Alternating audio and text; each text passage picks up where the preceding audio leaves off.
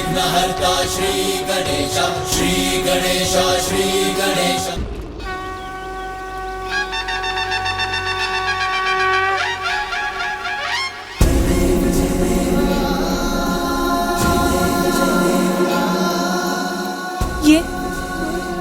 ये क्या हो गया? प्रिय। स्वामी, स्वामी, मैंने एक शिशु की आकृति देखी, जैसे वो मेरे साथ लुक्का छुपी खेल रहा हो। फिर मैंने उसे चित्रित करना प्रारंभ किया। उससे एक प्रकाश निकला और ये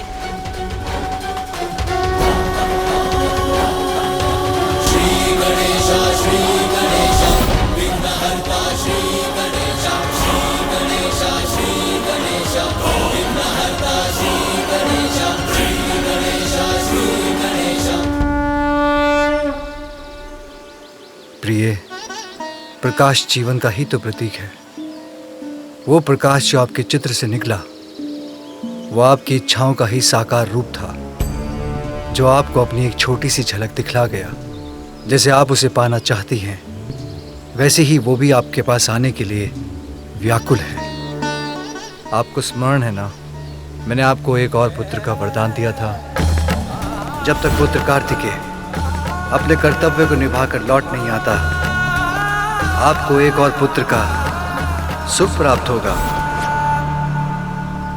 आपकी कामना ने आकार लेकर आपको अपना आभास कराया है।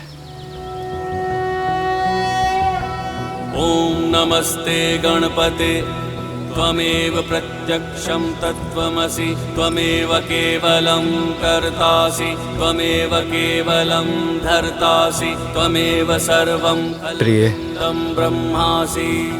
संसार में कुछ भी बिना कारण नहीं होता। चिंता त्यागिए।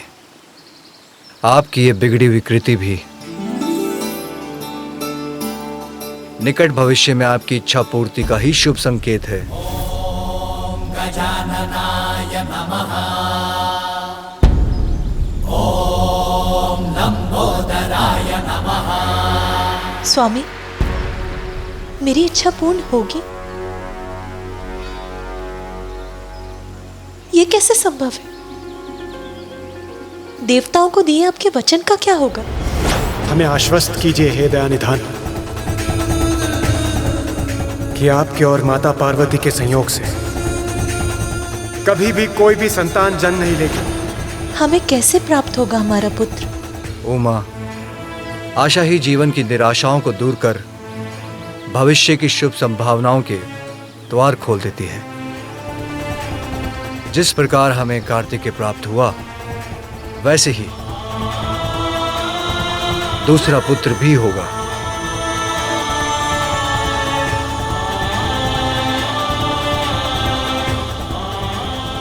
किंतु उसके लिए आपको कुछ विशेष करना होगा प्रिय। क्या करना होगा स्वामी? देवताओं को दिए आपके वचन से कैसे मुक्ति मिलेगी? पुण्यक व्रत।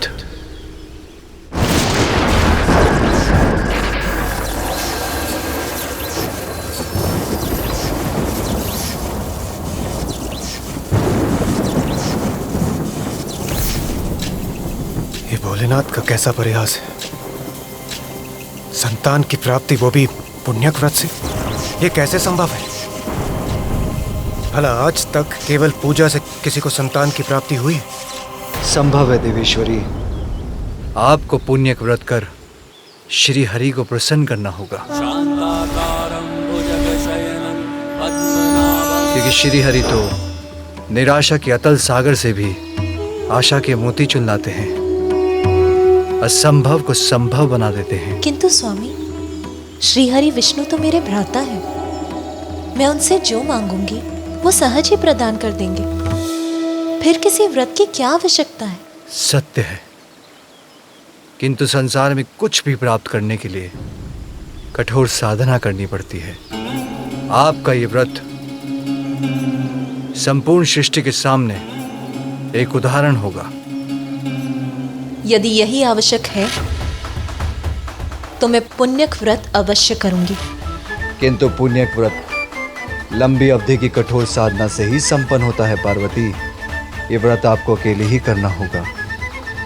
इतने लंबे समय तक मेरे साथ से वंचित रहने का कष्ट उठा सकेंगी आप?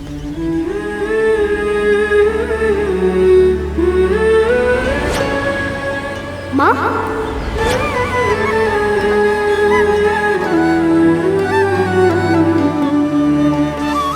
आपसे दूर रहने का कष्ट तो असहनीय होगा स्वामी, किंतु कुछ समय तक आपसे दूर रहकर जीवन भर अपने पुत्र का साथ तो प्राप्त कर सकूंगी मैं। यदि पुण्यक व्रत के लिए ये आवश्यक है तो ये भी सहूंगी मैं। नारायण नारायण इंद्रदेव, नारायण नारायण।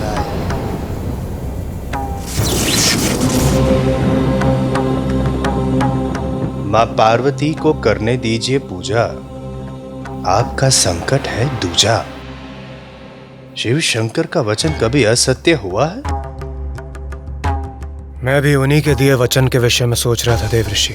भला भोलेनाथ का दिया वचन असत्य कैसे हो सकता है? किंतु माता पार्वती का भ्रम इससे अवश्य टूटेगा। नारायण नारायण इंद्रदेव, नारायण नारायण इंद्रदेव। उधर देखिए इंद्रदेव, जो वरदान मांगने जा रहा है अपने तप को बनाकर सफल, महासंकट खड़ा हो जाएगा देवताओं के लिए यदि मिल गया उसे वरदान का फल। नारायण नारायण।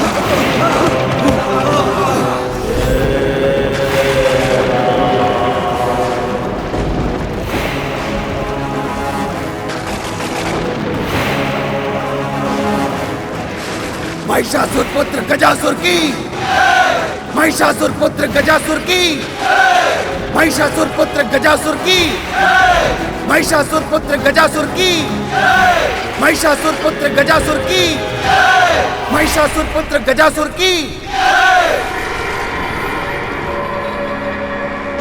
महिषासुर पुत्र गजासुर की, महिषासुर पुत्र गजासुर की, महिषासुर पुत्र गजासुर की, महिषासुर पुत्र गजासुर की, महिषासुर पुत्र गजासुर की, महिषासुर पुत्र गजासुर की।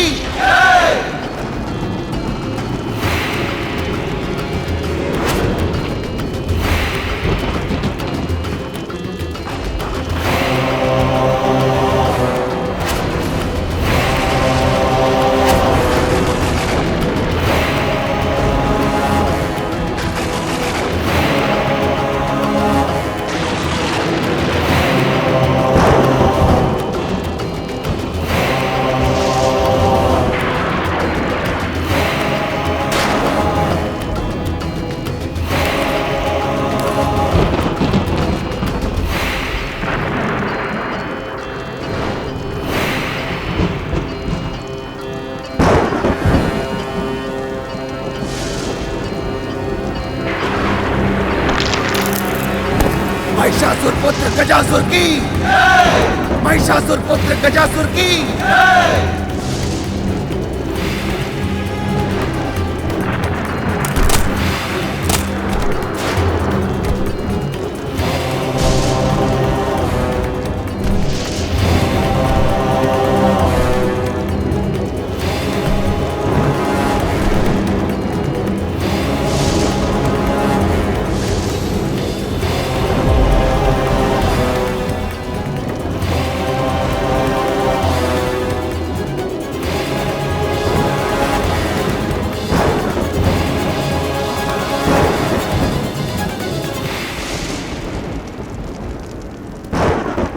भोलेनाथ, ये प्रारंभ है मेरे तप का। मैं आपको प्रसन्न करूंगा, आपका कृपा पात्र बनूंगा। देवता भी मुझे त्रिलोक विजेता बनने से न रोक सके। ऐसा वरदान देने के लिए आपको बाध्य कर दूंगा प्रभु।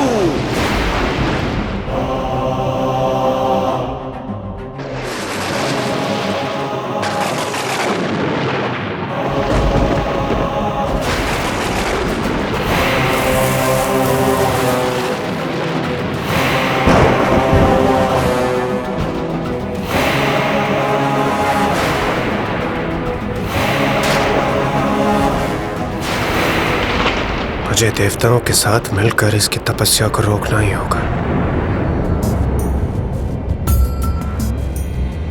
जग की जो जननी है पुत्र के लिए, पुण्यक व्रत करने संकल्प है लिए। सुख त्याग तैयारी कर रही कठोर, कष्ट बोध भूली भाव से बही विभोर। भूमि पे सोए माँ प्रबंध सब किए, स्वयं लाए नीर फल सुमन हरि लिए। अरुणोदय जाग शुद्धि कर्म में लगी, व्रत है तू श्रृंगार माता कर रही।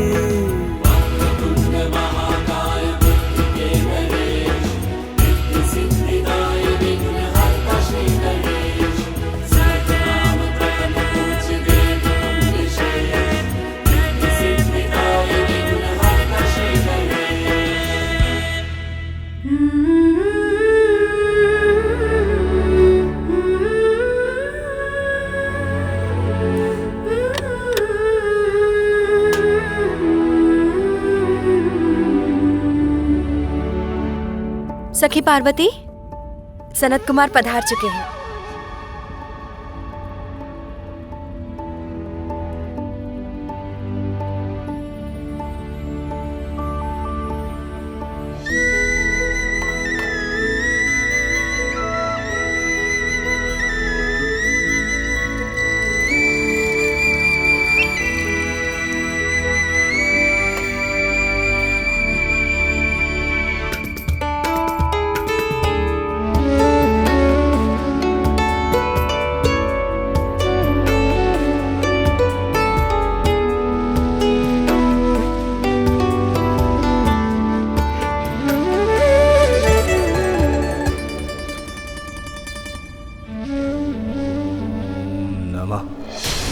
शिवाय। ओम नमः शिवाय।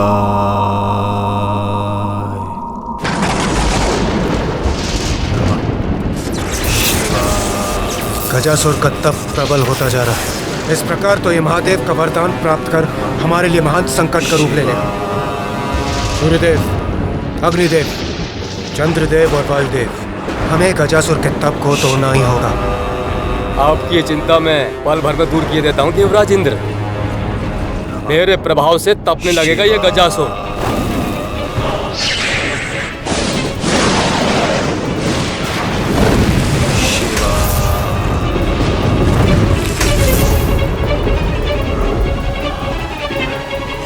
ओम नमः शिवाय। अग्निदेव विफल हुए, किंतु मेरा तेज कभी विफल नहीं होता। मेरे तेज के समक्ष सुरक्षित नहीं रह पाएगा गजासुर।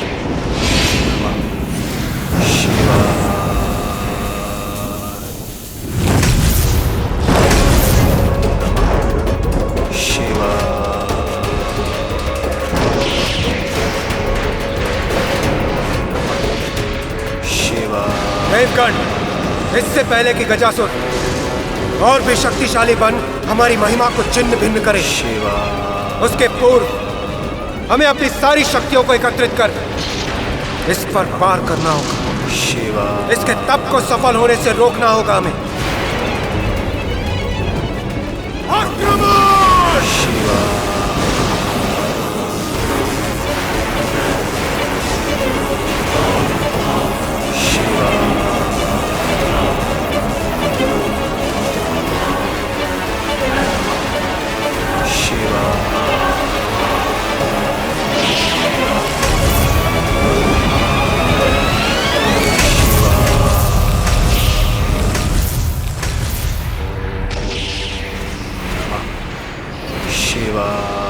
कैसे संभव है? देवता होकर भी हम उस गजासुर को उसके तप से टिका नहीं पाए। ओम नमः शिवाय।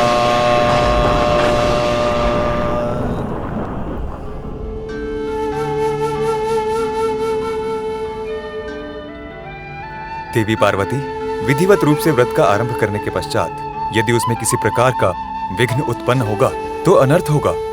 आप आश्वस्त रहें ऋषिवर, मैं अभी निर्विघ्न व्रत संपन्न करने का उपाय किए देती हूँ। कैलाश के रक्षक, महादेव के वाहन, सौम्य और बलवान, आइए नंदी।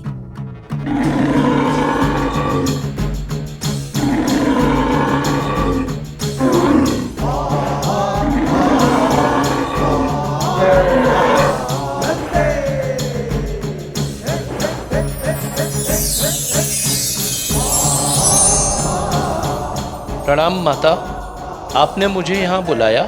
नंदी, मैं तुम्हें अपने व्रत स्थल की रक्षा का दायित्व देती हूँ। मेरा व्रत पूर्ण होने तक यहाँ किसी का प्रवेश नहीं होना चाहिए।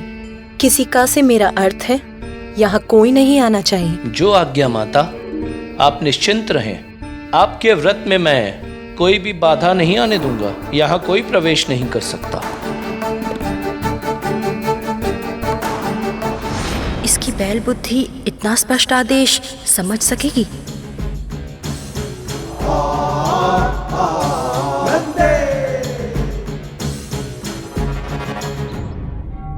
माता पार्वती, सूर्य देवता उदित हो चुके हैं। दिवस का प्रारंभ हो चुका है। आपके व्रत के आरंभ का शुभ मुहूर्त समीप है। हमें पूजा के लिए अपना स्थान ग्रहण करना चाहिए।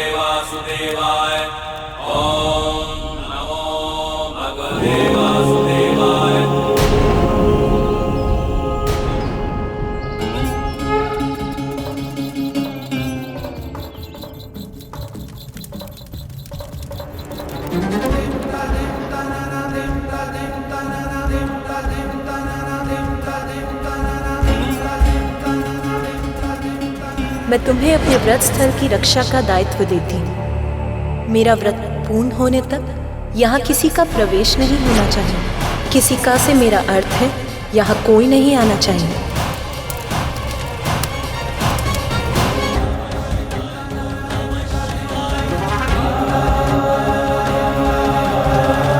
मेरा व्रत पूर्ण होने तक यहाँ किसी का प्रवेश नहीं होना चाहिए।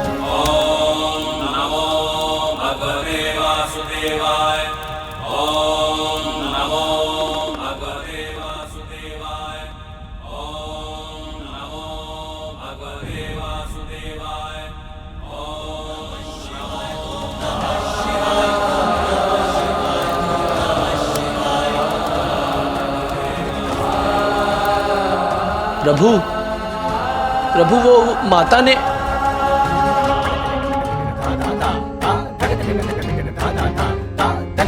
प्रभु तो रुके ही नहीं।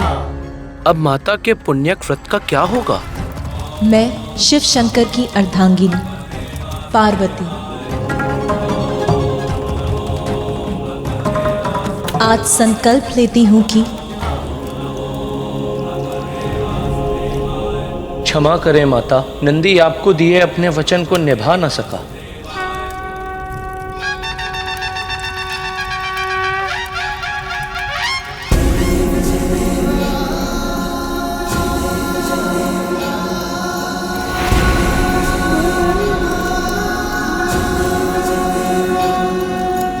प्रिय,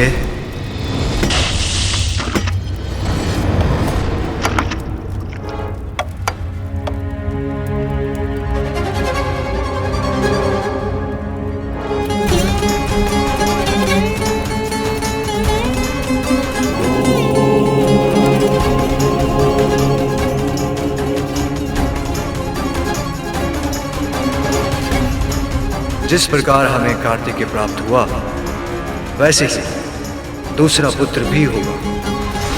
क्या करना होगा स्वामी? पुण्य व्रत। यदि यही आवश्यक है तो मैं पुण्यक व्रत अवश्य करूंगी। किंतु पुण्यक व्रत कई दिव्य वर्षों की कठोर साधना से संपन्न होता है।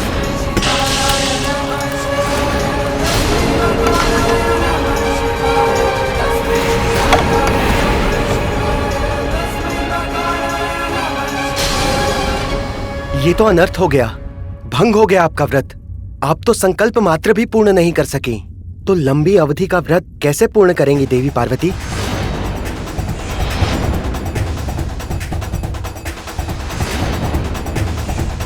आपने भीतर कैसे प्रवेश किया स्वामी? मैंने तो नंदी को आदेश दिया था कि मेरा व्रत संपन्न होने तक वो किसी को भी यहाँ ना आने दे। नंदी मेरे प्रति निष्ठावान, मेरा वाहन, मुझे कैसे रोक सकता है प्रिय? मेरे विश्वास को खंडित कर दिया नंदी ने। मैं समझ गई कि स्वामी के समक्ष उसके लिए मेरे आदेश का कोई मूल्य नहीं है। आज मेरे व्रत के आरंभ का शुभ मुहूर्त बीत गया। मेरा व्रत आरंभ होने के पूर्व ही खंडित हो गया। मुझे क्षमा करना प्रिय, भूल हुई।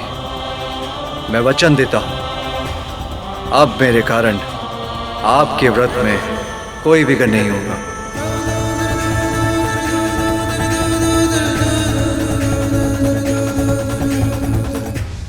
आरंभ में ही व्रत का खंडित होना, क्या ये इस बात का संकेत है कि मेरे दूसरे पुत्र पाने की कामना कभी पूर्ण नहीं होगी?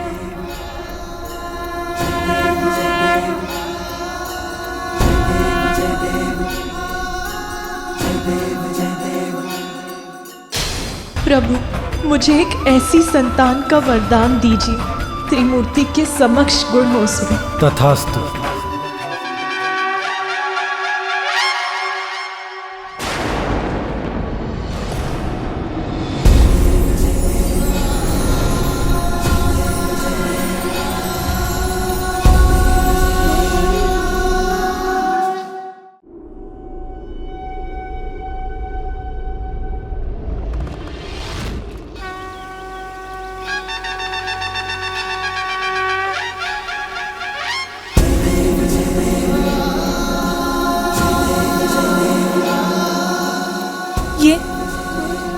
ये क्या हो गया? प्रिय स्वामी, स्वामी, मैंने एक शिशु की आकृति देखी, जैसे वो मेरे साथ लुक्का छुपी खेल रहा हो। फिर मैंने उसे चित्रित करना प्रारंभ किया, उससे एक प्रकाश निकला और ये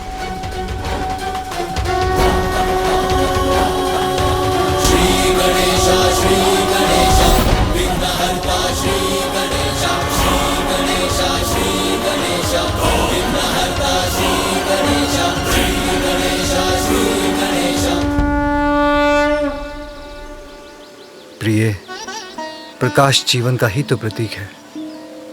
वो प्रकाश जो आपके चित्र से निकला, वो आपकी इच्छाओं का ही साकार रूप था, जो आपको अपनी एक छोटी सी झलक दिखला गया। जैसे आप उसे पाना चाहती हैं, वैसे ही वो भी आपके पास आने के लिए व्याकुल है। आपको स्मरण है ना, मैंने आपको एक और पुत्र का वरदान दिया था। जब तक पुत्र कार्तिकेय अपने कर्तव्य को निभाकर लौट नहीं आता, आपको एक और पुत्र का सुख प्राप्त होगा। आपकी कामना ने आकार लेकर आपको अपना आभास कराया है।